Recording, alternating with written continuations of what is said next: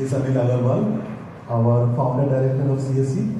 We lost him in 2002.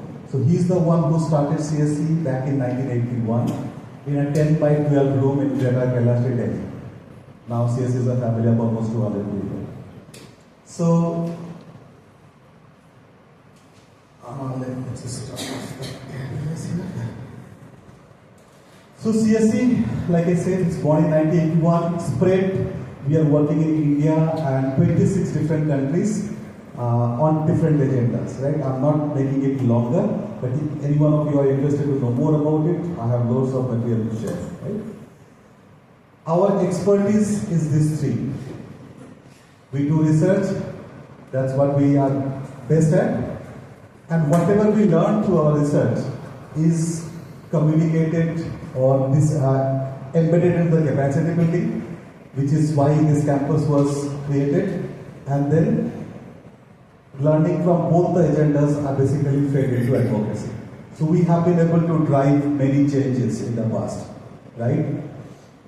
And we have a legacy of being the think tank for last 40 years in both national and international space of environmental management.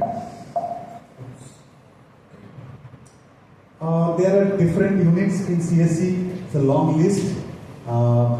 So each unit is basically working in their domain to address specific facets of environment. So the unit that I am a part of is the unit that you can see on the first row in the left side, solid waste management and circular economy. We also have a unit called Down to Earth. Many of you may be familiar with this name. You may have found the latest edition of Down to Earth. So Down to Earth has completed its 30th birthday in 2021. And Down to Earth currently have more than 4 million subscribers in India and Global South. Establishments, so main office is there where we are operating from. We ran out of space, so we had to rent an office in India Habitat Center. It's an iconic building. We have our lab. It's a very advanced lab. It's capable of doing almost any and every test that we may need to do here. So we have this lab right here in the ground floor. So we'll try to find some time for those of you who are interested for a quick walk around. And then ANTI, the Anil Agarwal Environment Training Institute, is where we are right now. It is little far away from nearest human settlements. We are basically in the middle of Aravallis. But it is good that way because the air is less polluted or rather cleaner compared to the air that we breathe in Delhi. We are designed to fade. We don't know what we are breathing. But just because we have to stay, we have to work, we have to survive, so we are doing that. Solid waste management, just an overview. So CSE is a part of a bilateral agreement that was signed between the government of Norway and government of India.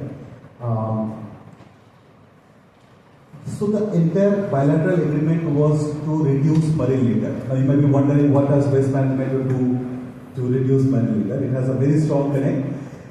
So whatever literature we have globally, it indicates that about 80% of marine litter are basically sourced from land-based mismanagement of solid waste, right? So if Indian cities, including the cities in the hills, we'll talk a lot more about it. If we manage our waste better, then we will have less leakage. And if we have less leakage, less amount of waste will be deposited in the ocean bed. So that is the connection. So just to give you a curtain raiser, we have a network of 437 cities across 32 EU states and union territories. So in the audience space, we have pollution control boards and committees, we have railway establishments, civil societies, private companies, startup, consulting space, academia. There are 11 Himalayan states, of course the northeastern states are part of it. And we also have a subset of our program focusing on the coastal settlements. So India has 9 coastal states.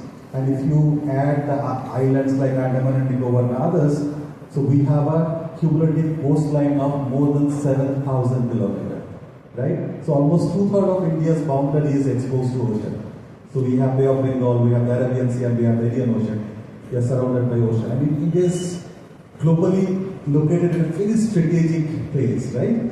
Now, the coastal states are a very critical locations in a sense that not only they are having to deal with their own waste, but all the upstream waste which is ending up in the ocean bed is also becoming their burden. Right now there is no clear mandate, but I will tell you more about it whenever I get an opportunity, maybe in the next session. So we are currently working to help the two ministries, the Ministry of Environment, Forest and Climate Change and the Ministry of Earth Sciences, with a draft policy to address marine litter. Let me also tell you here, the marine litter is not just mismanagement of solid waste. It has many other different sources, right? So we'll talk more about it. We in this bilateral agreement, we have two aspirational cities, Agra, UP and Gurugram in Haryana or NCR, whatever you call. So with these cities, our engagement is slightly different. I almost forgot to mention that CSC by legal entity is a non-profit organization. So we have no business motive in whatever we do, right? And even though this event has been organized to support SPM, to support Ministry of Housing and Urban Affairs, we are neither paid nor hired by them. Right? We are an independent organization. We take decisions ourselves. Of course, we discuss this with the policymakers and the flagship program implementers to explore how we can be of help, and that is how basically we figured out that okay, this is an area which probably needs to be focused upon.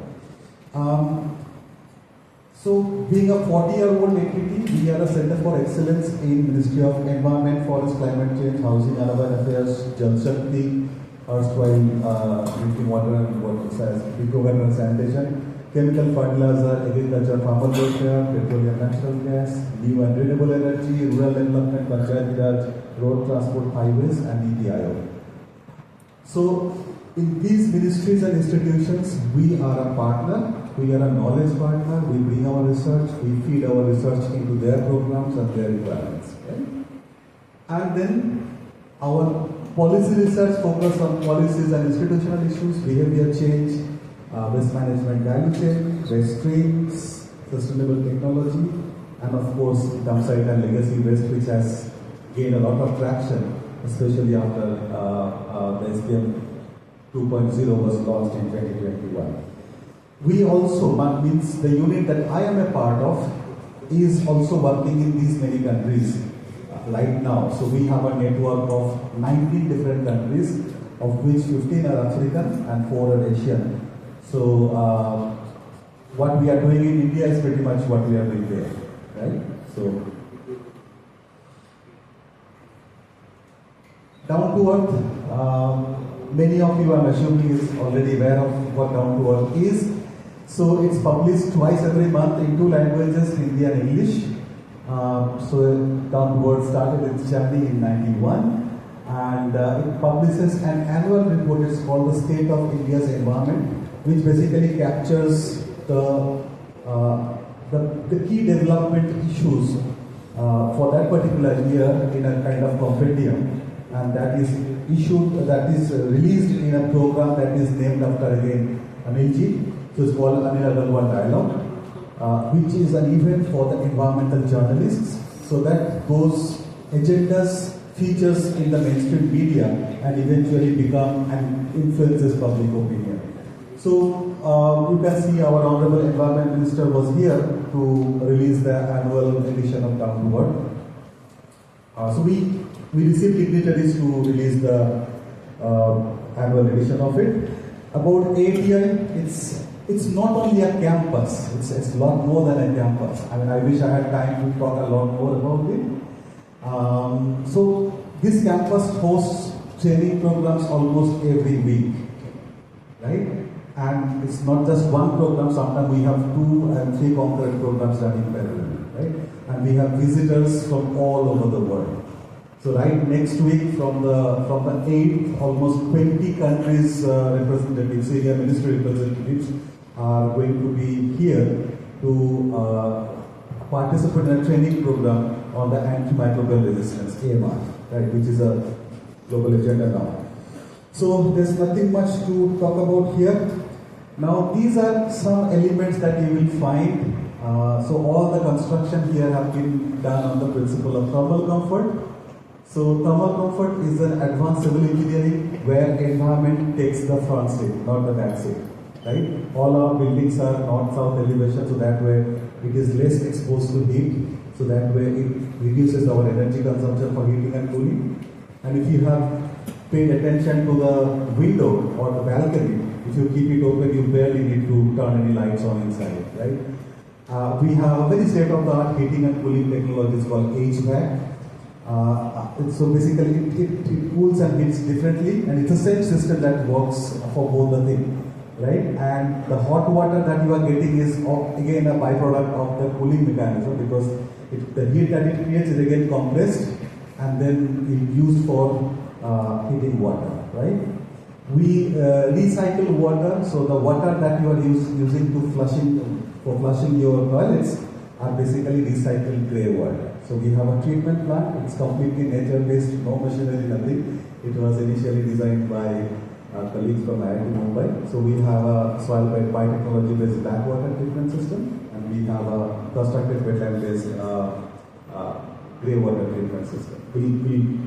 We'll take you through all of them, and we'll also try to organize a quick campus workaround to talk about those small models. So I'm not making it longer. We have biogas plant, we compost here, and you must have seen that we have bins even in the kitchen. So whatever food waste we produce, it goes to the biodigester where biogas is produced, because you can't make the biodigester starve. Even if you don't put waste in your compost feed, it's fine. But if you have a biodigester, you have to keep on feeding it, right? So you may like to take a look at it. We do groundwater recharge. There are pitchometer to measure how much recharge has been done. We are almost energy neutral in a sense that the energy that we need to run the whole campus basically comes from solar power, but we don't have the money to buy storage. So this power is available, the sun is out. But we have been able to make an arrangement with the Rajasthan Discom, the distribution company, power distribution company. So we have some excess energy in the day which we sell to the grid. And after it's dark, when we need energy, we buy energy at a relatively subsidized cost. And the energy that we sell them during the day is again adjusted with the final energy bill. That will also save a lot of money. So, and it's a plastic-free campus. You all have aluminium water bottles. So it's basically it's very symbolic thing which you may also start in your own houses or your offices, wherever you are coming from. It's a good thing, because the reason why this campus is clean, we left the campus as it is, other than the areas that was required to be constructed, because it's nature, it's natural. Right? We didn't want to disturb it. But the campus is clean not because of the colleagues that we have, housekeeping colleagues who makes it clean. It's because of all of us. We don't litter. And thank you for not littering, and thank you for not bringing more plastics than you need to. And even if you have plastics, just deposit them in the bins that you have in your rooms. I think I've covered almost everything here. Yeah. Now, let me give you a prelude to this whole discussion. Why are we here, right? If you take a look at Swachh Bharat mission, like a bird, right? You are watching at the mission parameters, say from 2000 feet altitude. You will find three major takeaways from this thing. The first is the symbol of the waste mismanagement for last 30, 40, 50 years, which is the garbage mountains. We have three of them in Delhi, right? Whichever way you enter Delhi, you can't bypass either of them. You have to see them. So the mountains will eventually first greet you to the city that you are entering the national capital. Right? It's shameful, but that's what it is. So the mission mandate is you have to cut down the mountain, you have to reclaim the land. Simple. Right? The second mandate is even harder. Don't ever allow that mountain to grow again. So when you cut down the mountain, you spend a humongous amount of money. How much? About 800 to 1000 rupees per ton. So I am from South Delhi. The nearest dump site that I have in my neighborhood is from Okla, which is housing about maybe 2 to 3 million tons of waste. So if you have a calculator and if your calculator is capable of coming up with that many number of numbers, then you please multiply 2 million tons of waste into 800 rupees to figure out how much money we need to spend to reclaim that land, right? But the bigger problem is if you continue to bring your fresh waste over there, so it will eventually be the same situation, like you cut down one mountain and the other mountain is right next to you, right? So this is the first mission mandate. And when it says that reclaim the land, it also promises a lot. What does it promise? It promises that you identify what is your current generation and how much waste you are expecting maybe in the next 5 to 10 years. And you plan for it, you create facilities so that the fresh waste doesn't have to be sent to the landfill. Right? So that's the second mandate. The third mandate is, it's a target. So for the first time in a flagship sanitation program, we have a instrument embedded, which can be called performance linked disbursement. So every city has a target to divert 80% of their fresh waste by the closure of the mission, which is 2026. We are in 2024, and we all know where we are, right? But anyway, we have to work hard and work collectively to see how closer can we get to that 80%. Now, what is the objective of this conclave? I mean, many of you had questions. Kefi was telling me that in an informal chat during tea or dinner, people asked him, like, why this conclave? Is it a training? Is it a workshop? Is it a conclave? How these are all different from each other? Now, we have some data, right? But these data, while it is telling something, it is also not telling a lot of things. We'll share that. So we need to understand what are the challenges in that region. I'm talking about the Northeast. Right? 7 sisters and the brother. We have heard the brother, but we'll hear the sisters as well. Okay? So we need to understand where is the problem, what is the problem. And no better person can tell it other than the people who belong there. Right? Then we'll analyze the current situation with different stakeholders' perspective. If I give you an overview of the participants' profile, we have government representative from state administration, we have government representative from cities or urban local bodies, we have government representative from IITs, from NITs, we have civil society representatives, industry representatives, right? We have technology solution providers. So it's a very diverse stakeholder that are present here, right here in this room. So if all of us come together and share our experience, this is what I think will work in my state. The solution part. We are here to explore solution. We know the problem. We'll discuss the problem. No problem. No issues. It's a collective failure. So let's not blame each other. Right? Let's just leave it behind us, whatever failure has been there, and let's now try and look forward to find solutions and work upon. And this agenda, the objective of this event is to identify the agenda for change with respect to policy, institutional arrangement and implementation re-engineering. That is what this event is meant to do. Right? I have a lot of announcements to make, but I would rather make them at the end of the event instead of wasting time in the beginning. Because if we have identified this as a national priority, and I'm so thankful to the Ministry of Housing and Urban Affairs, Madam Rupa Mishra, the National Mission Director, Joint Secretary in the Ministry. When we proposed that, we have identified this as a weak link in our entire journey towards circular economy under Swachh Bharat Mission. She said, I couldn't be happier to hear that you are proposing to do it. So that's how we all are here, okay? Now, some housekeeping announcement. I'm not going to take you through all this, which you all are required to populate every month. But it is, I would say, it is very underpopulated. The data tells us, sometimes it tells us nothing. While Swachh Sarvekshan is a very different data set. It is a data set that is generated by a third-party agency which is hired by the ministry to do the assessment. But this year, as a practitioner, Swachh Sarvekshan started in 2016, but this year I would say the Sarvekshan results are far closer to the reality than the results that we had in the previous years, right? So let's have a quick look at this data. I will try to go through the slides as fast as I can. So again, let me start with the participant profile. So you can see this is the total number of participants and this is the state-wise breakup.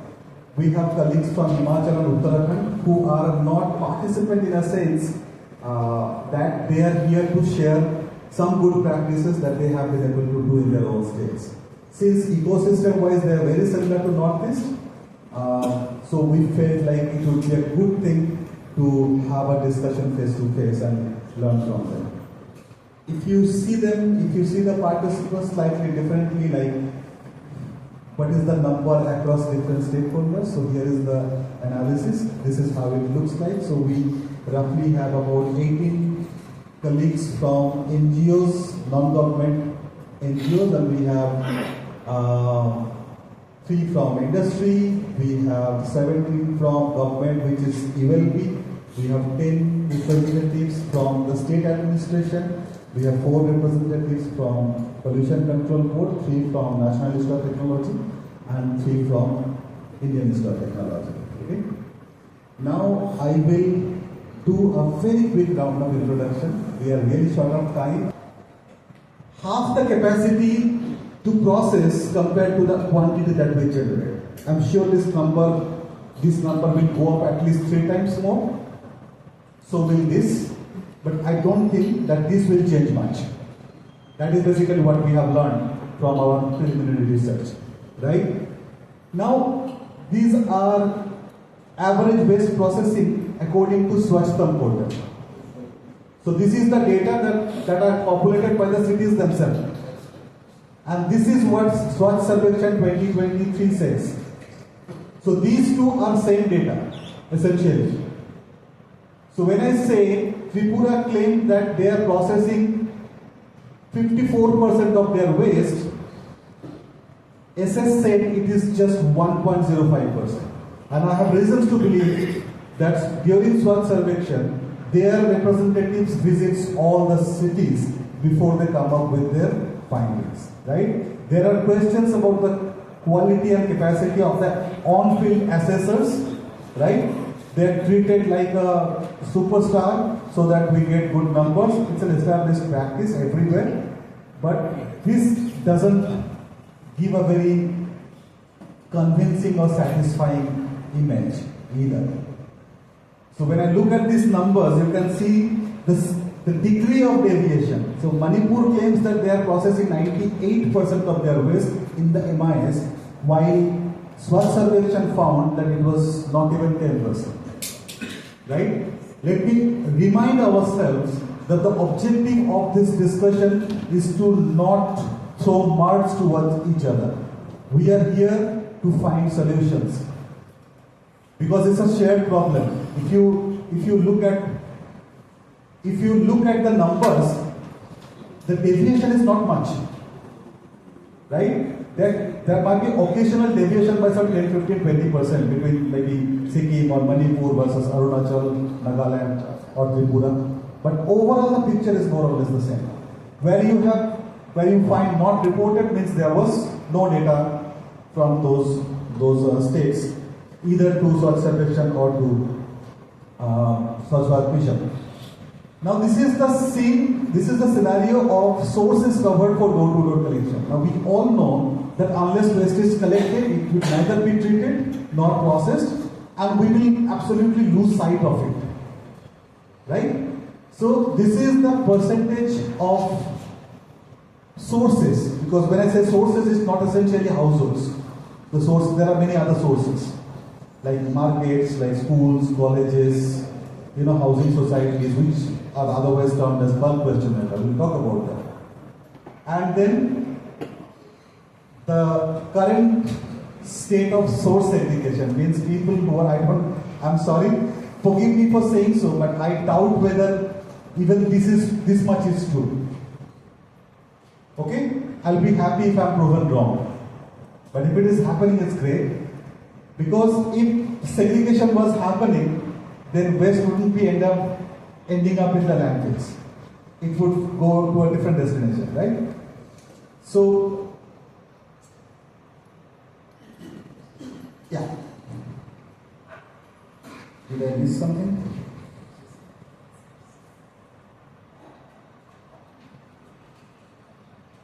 Okay.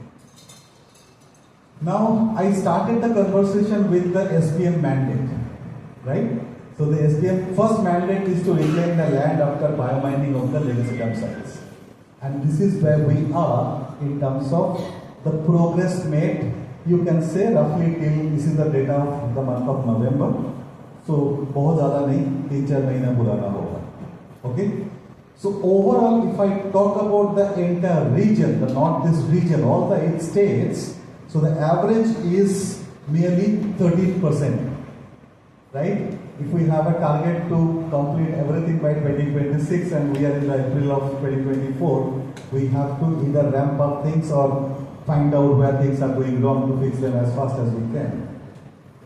Now let's take a look at the state-wise summary. I have about 10 minutes time. You see, okay, I forgot to mention something. Yeah. So if you see the processing capacity, it is just 5.23% of the generation. Again, there could be massive under-reporting, or there could be inconsistencies with the data. Door-to-door collection 34, source segregation 3.4%, and this 2.17% of dump site remediation is actually coming from one ULP.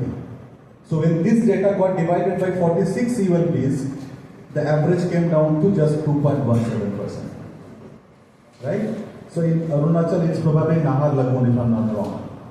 Is there Arunachal? Who is from Arunachal? Could you please raise your hand? Nahar Lagoon, you know? Is it better than other cities? Not really? Okay. Yeah, sure. Makes sense. Now, what are the categories of these 46 ULVs? Like one is your municipal corporation. Yeah. One is Nagar Panchayat. What are these? Actually, I want to. It's everything. See, municipality or municipal corporation is determined by population. Right? No, somewhere it is municipal council. I understand. So, there are two laws. One is the Municipal Act. And in some cases, it is also village councils. Right. So, village councils are not featuring here. Village councils are, because local bodies are of two types, rural and urban. So, what you are saying is the town councils, which is called Nagar Panchayat, they are treated like a city, but the legal entity, if you look at the legal entity, they are not cities. And it's a very dicey area. I understand your argument. So these are numbers that have come from the ministry, so we don't have any means to verify whether these actual cities or even Nagar Panchayats or village councils are also featuring here. So I'm not going to be repetitive. So you can see this is Arunachal data. This is Assam, 96 ULPs. Design capacity 15.49% compared to the waste that they are producing. Waste processing 38%, again way higher than what survection says. Door-to-door collection 24%, segregation 5%, dump site remediation 1%. Manipur 27 ULPs. This is something very interesting. They say that their design capacity is 591 tons compared to their total waste generation of 258 tons, which means their design capacity is 228% of their generation. Now, when Manipur makes a presentation, definitely they may like to look into this agenda. If it is so, it is great, because we are preparing for the future, so that whenever the quantity increases, we don't really have to be bothered about the design capacity of our plant. But it honestly appears to be too good to be true. So, waste processing 98%, again something that SS didn't agree with. Door-to-door collection 21, segregation 38%, dump site remediation is very high, and there are as many as 7 ULPs in Manipur who came to have completed 100% remediation. I would be curious to have the list, and it will be great if I could visit some of them.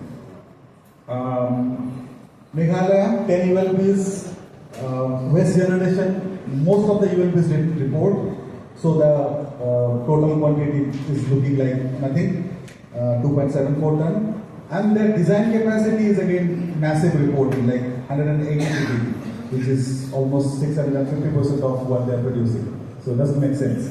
So Meghalaya, when you make your presentation, please address this, and I'll give you Excel. So please, if you can come back with the real scenario, real data, or I can also try my luck with Mohua. But Mohua is least likely to have the data unless it comes to the portal. Waste processing, they haven't reported. Door-to-door collection, 40%. Segregation, 3% roughly. Remediation, again, it's 10%. Just because it is done by only one ULB in Manipur as per their report. So when 100 got divided by 10 ULBs, it became good. The average is 10%.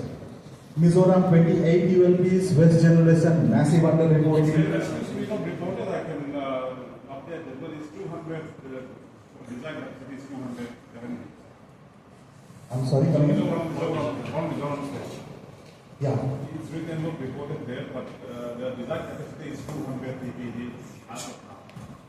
Yeah, great. I mean, I have collected these data. I completely understand your point. I have collected these data from the ministry, from the Swachhta portal, and the Swachh Sarvekshan data, right? So, if the design capacity, what you are mentioning, is yet to be fed into the MIS system of the ministry, please feed it. Okay. And when you make your presentation, you can share the actual data. So my colleagues will take notes and will put those numbers here. And I'll give it back to you before you guys leave this space with the actual data. Okay. Yeah. Nagaland, 39 ULBs, 88 TPD, again under-reporting. Design capacity 2%, 2 TPD, which is 2.3%. Current waste processing is 3%, door-to-door collection 8%, source segregation 4.82%. Dump site remediation is yet to start in the state. Then Sikkim, 7 ULBs, 73 TPD generation. Design capacity was not reported by Sikkim. Waste processing, again I found many cities not reported, so the average came down a lot, 11%. Door-to-door collection 72%. But door-to-door collection got skewed towards Gangtok Municipal Corporation because it is the highest over there, and when that number got divided by other ULBs, again the percentage came down. Source segregation 56%, dump site remediation till now it's 14%. Only one ULB have been able to complete the process. And then finally Tripura, number of ULBs 20. Waste generation 72 TPD, again massive under-reporting. Because Tripura has the highest urban population. I mean, ULB-wise population, if you take a look at the data, I will just refer back the data, then this is not supposed to be the scenario. I mean, if I apply the formula that Swachh Bharat Mission had recommended in their national guideline when SPM 2.0 basically kicked off, they taught us that if you are a city less than 1 lakh population, then you should multiply your population into some 350 or 400 grams. So if I go by that formula and apply the same formula in all the ULBs, since I have the average population of cities, I can arrive at a number. But instead of doing those statistics for something that really exists, it makes much more sense to get the actual number and do the analysis on the basis of that. The reason why these numbers are important is the following. One, if these numbers are incorrect, whatever you do on the basis of these numbers are going to be incorrect too. Right? We are here to find solutions, and solutions can't be found on the basis of erroneous figures. Not possible at all. So Tripura, design capacity not reported, waste processing 11%, door-to-door collection 31%, segregation 4%, remediation, dump site remediation 20%. So they have 4 ULBs in the state who claim to have completed 100% remediation of them. I have a common question anyone can answer for the dump site remediation. Now the Ministry of Environment have created a national dashboard for dump site remediation, right? And they have a separate section in the dashboard for the cities who have completed 100% remediation. And I happen to have checked that dashboard just a couple of days back, and I honestly couldn't locate any northeastern states featuring in the list of cities who have completed 100% remediation. Right? So, I hope we can collectively agree that the credibility of this data or the authenticity, the reliability of this data is probably very limited. So this is an area where we as the practitioner or functionaries as well as the policymakers must pay attention to if we want our waste management ecosystems to be good. Now, the key observation, of course, massive data discrepancy, very limited reporting, massive variation between SPM and SS data, because when Swachh Sarvekshan was conceived, it was conceived to assess performance of Swachh Bharat Mission. Right? So both the data should complement each other. But right now it's like SPM is South Pole and SS is North Pole. That is not desirable. Okay? And we have to agree one thing, regardless of whose fault it is, that our waste management is in a very poor state of affairs. Right? And let me tell you one thing. Even if you are spending 30% of your ELP budget, and it's a one-way traffic because we are putting everything in the landfill, and in some cases we don't even know where we are putting it. This cannot continue for too long. Even at one point of time, our governments are going to raise their hand, कि boss और पैसा नहीं दे सकता. Now you have to identify and find your own revenue stream if you are serious about it. So this is why basically there are narratives like waste to wealth, business model around waste, right? Where is the economy? Because if I'm spending 100 rupees on waste management, I have to have at least some 60 to 70 rupees coming back as a revenue. That will make it sustainable. Even if I have to, continue to pay for the gap for that money that I'm unable to generate as revenue compared to what I'm spending. Segregation, rate of processing, and when I had a glance at the data of the entire region, I found that the average collection rate was reportedly again 85%. So if collection rate was so high, how could the processing rate is in such a state? So in the entire region, Sikkim tops the chart with only 16% processing. I'm going by the SS data, not by the... No, how it is to be calculated? What is the procedure? Sir, there is a methodology behind it, both for SS and for SPM. That is the complication. I don't think that is the complicated... Because how much is generated, to calculate that is quite difficult. I don't think so, sir. Yes. Anyway, we can have a discussion around it later, right? So, How will get measuring the generation is difficult if you don't want to measure it, right? Because eventually your collected waste is coming to a facility. You have to depend upon public. Entire public should give the real data. I am sorry, sir. I don't agree with you. It has nothing to do. Quantification of waste has nothing to do with public. It is entirely the onus is with the UNP. But we can have this discussion later. So the question that we can finally arrive at, if we agree with all these pointers, is why the situation is what it is today. Right? Where are the problems? So is the problem is money? Is the problem infrastructure? Is the problem capacity? Is the problem enforcement? Is the problem irregular elections in the region? Because that has been largely the case. There has been massive disagreement in the northeastern region, especially around the women reservation bill. What is the problem? I'm sure the nature and the magnitude of the problem will vary from one state to the other. So in the following session, this is exactly we would be curious to learn. right? So whatever little you know, please come and share this with us, because we won't be able to have this kind of a gathering every other day, because it's very expensive as well. Organizing an event like this is super duper expensive. So when we are spending so much money, we should try and make it count as much as possible. Okay? So where are the problems and what can be done? So then we have to do a mapping. Okay, if there is an issue of funding, what is the current scale of funding? What is the required scale of funding? Where the funding could possibly come from?